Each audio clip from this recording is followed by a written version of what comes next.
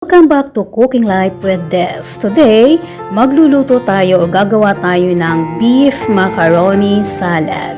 At ito ang aking mga sangkap. Salt, 1 cup plain mayonnaise, half cup chopped boiled beef meat,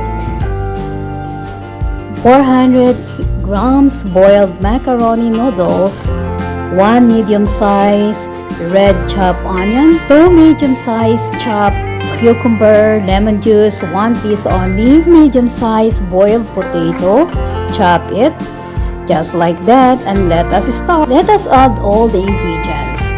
First, the boiled macaroni, add the meat, then add the onion and the cucumber, and then after the cucumber we have to add the boiled potato and then the lemon juice and a pinch of salt, and here I use also a pinch of sugar just for a taste, and of course our mayonnaise.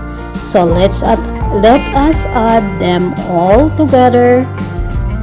Let us mix them all together. Don't or avoid over mix so that it will look nice.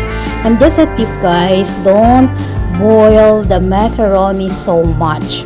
I mean, it must be done but not well done so that it will not break easily. But make sure that it can be eatable or nicely cooked, not overcooked of course.